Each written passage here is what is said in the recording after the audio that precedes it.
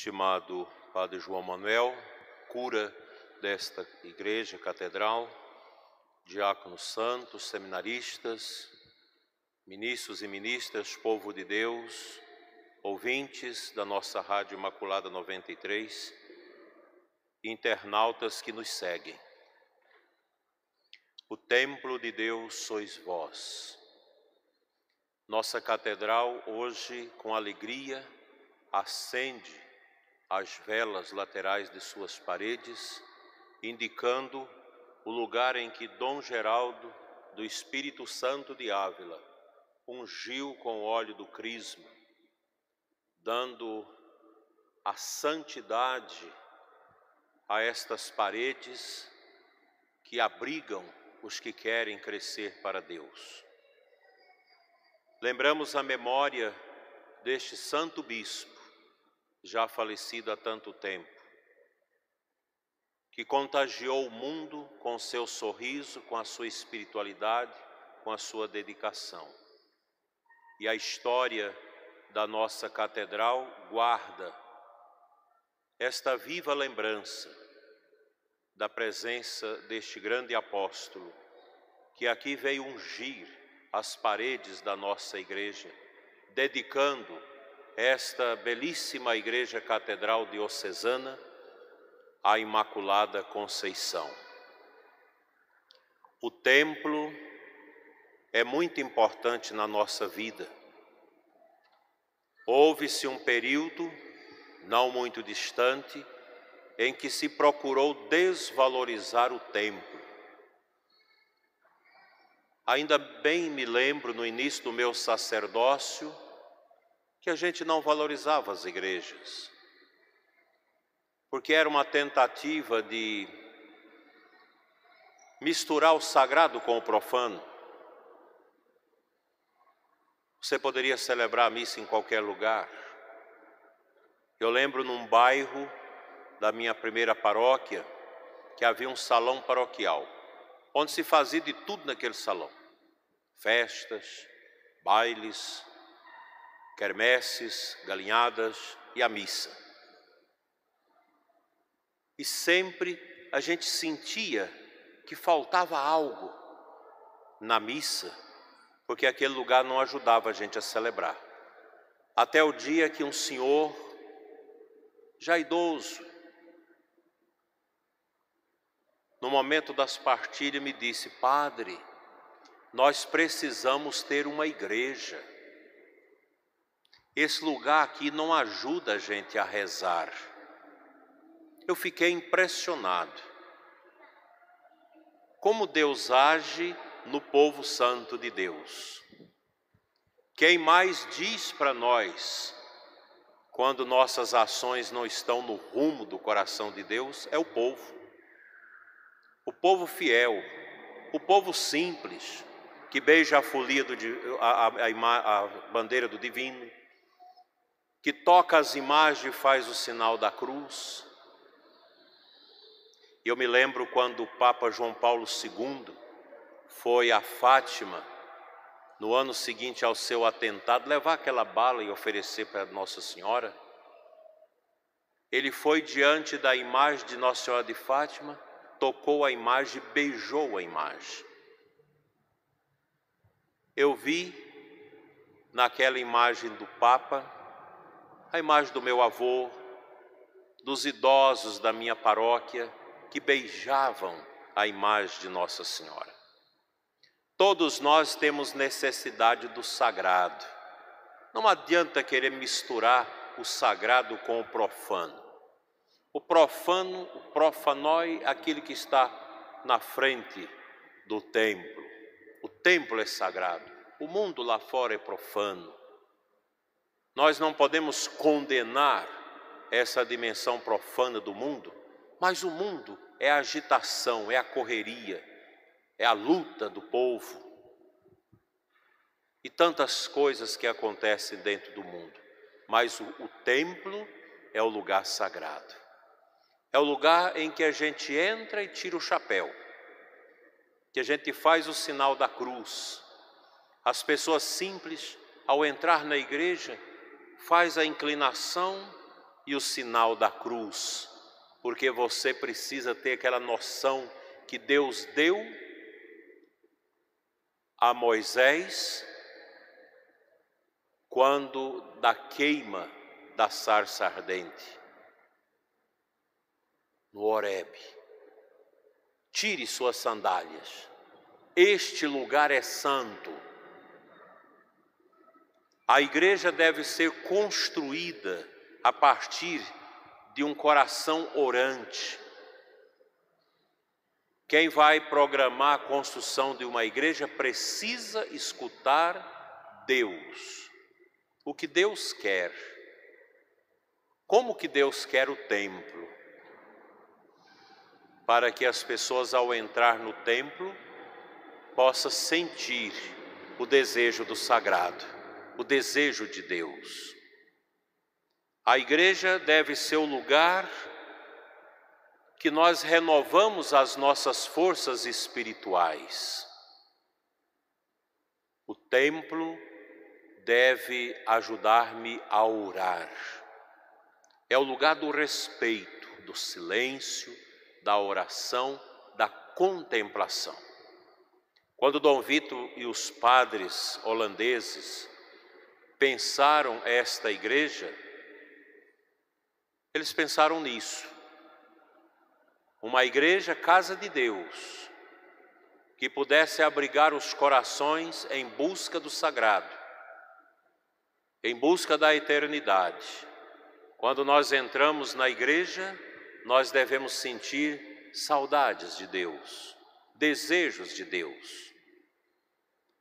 E a nossa catedral, ela foi pensada, ela foi projetada de forma arquitetônica para nos ajudar a rezar. É uma igreja que traz muitos traços sagrados na arquitetura para nos ajudar a entender que nós não pertencemos ao mundo. Nós não somos aqui de baixo, nós somos lá de cima. E a igreja, o templo, ele precisa trazer para nós esta noção, que nós estamos aqui, mas a casa de Deus já é a antecipação da glória que nós vamos viver. São João fala no Apocalipse que ele escreveu, nas Revelações, desse templo eterno, da Jerusalém celeste, a igreja da glória. E a nossa igreja foi assim pensada. Ela tem uma forma de cruz. Logo na entrada você tem 3 portas, que representa a Santíssima Trindade. Uma porta maior, a do meio, que nos recorda Cristo, porta das ovelhas, porta do redil, por onde as ovelhas entram para alimentar-se dele. E quando nós entramos pela porta maior, que é Cristo, nós nos deparamos com o crucifixo que fica atrás do altar. Cristo, que na cruz padeceu a dor por nós, se nos dá permanentemente no altar. O altar é o próprio Cristo. E na nossa igreja nós temos a pia batismal do lado direito, onde nascem os novos cristãos. Para que você possa nascer, você faz uma caminhada pela porta, que é Cristo. Você entra pela porta das ovelhas e vem. É a nossa caminhada, é a preparação para o batismo, é a catequese, que nos traz a pia batismal. Os pais fazem essa caminhada para trazer seus filhos. E ali nascem os novos filhos de Deus, que precisam aqui, nesta mesa, escutar a palavra. Você recebe o batismo, escuta a palavra, é interpelado pela palavra, que é pão, que nos alimenta, que nos leva ao altar. Entramos por Cristo, mergulhamos no seu amor, escutamos a sua bondade e alimentamos do seu ágape, do seu amor, e saímos pela porta das ovelhas, para lá fora a gente ser esta luz que hoje brilha nas paredes da nossa igreja para esse mundo de trevas. E dentro desta igreja nós podemos desfrutar da sua arquitetura do sentido da eternidade, os arcos. Tudo aqui é arco. Nós não temos nada quadrado dentro dessa igreja. Arco. O arco dá aquela noção de harmonia eterna.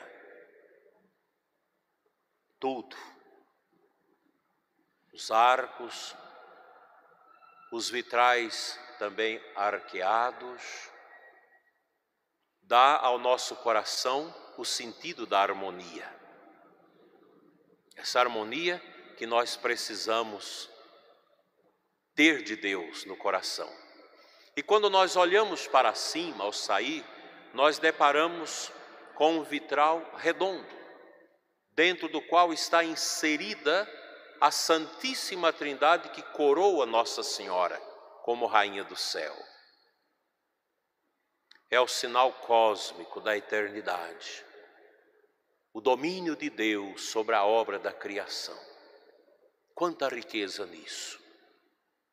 Estas colunas, elas nos recordam a firmeza do trono de Deus.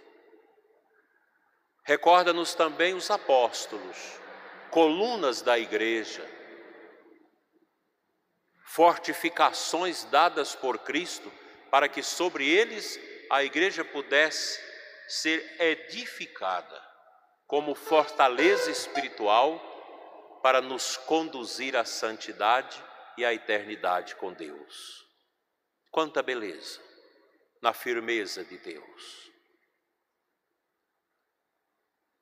Quando nós contemplamos atrás do altar da nossa catedral, nós temos esta arquitetura abaulada. É como se fosse o fundo de um grande jarro, de um grande pote, que representa a beleza do útero, onde nós fomos gerados, no útero materno. E aqui nós lembramos, vamos fazer uma analogia. O Pai Eterno é como se Ele tivesse um útero onde Ele gera seus filhos. E no centro está o altar.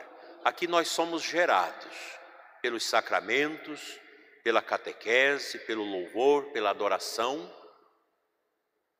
E tudo isso tem uma finalidade, a transcendência. O paganismo fala que tudo é imanente, tudo é nesse mundo, tudo passa.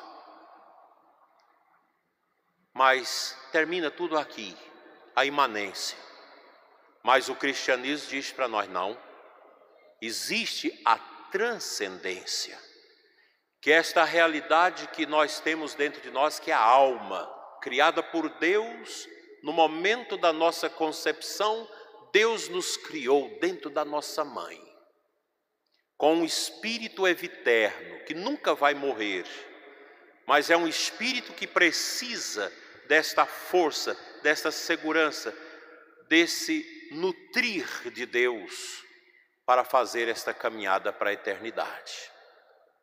Então, meus irmãos, quando nós entramos na nossa igreja catedral, vislumbrando todas estas realidades bonitas da sua arquitetura, a harmonia, a espiritualidade, e este alimento que Deus nos dá na Eucaristia, como que nos gerando dentro de si, tudo isso é significado pelas torres da igreja, as duas torres que apontam para a eternidade, que nos lembra a dupla realidade de Cristo, Deus e homem. Esse templo é Cristo.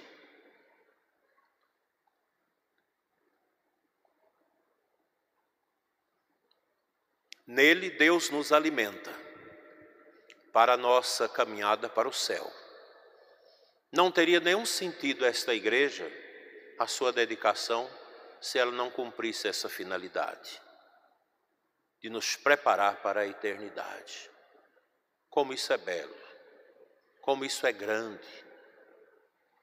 Por isso, meus irmãos, quando vocês olharem a nossa catedral, lembre desses aspectos.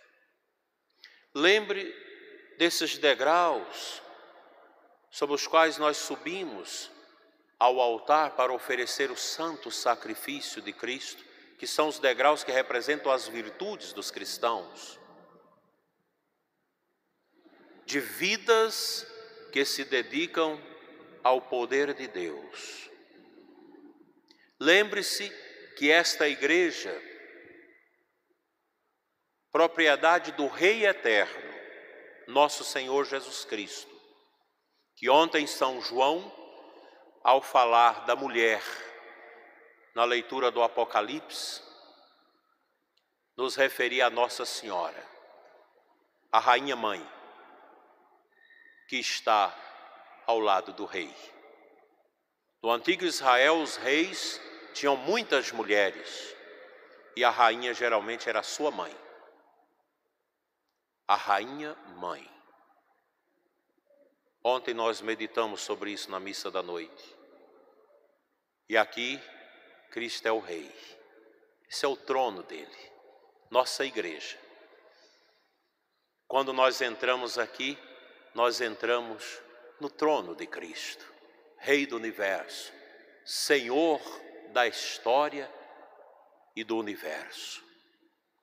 E ao lado dele, a Mãe, a Rainha Mãe, a Virgem, com suas 12 estrelas na cabeça, representando as 12 tribos de Israel e os 12 apóstolos.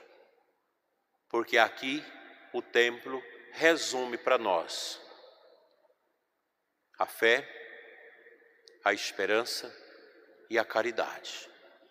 Que esta igreja, feita com tanto amor, zelada por vocês com tanta dedicação, nos ajude a aprofundar cada vez mais dentro de nós as riquezas da eternidade de Deus.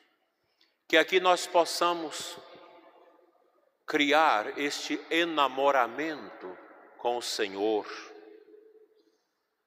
entender que em tudo precisa ser considerada a centralidade de Cristo.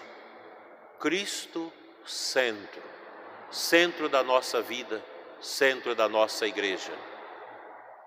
Que esta igreja, que este templo nos ajude a caminhar neste mundo na santidade e no final da vida termos uma morte santa.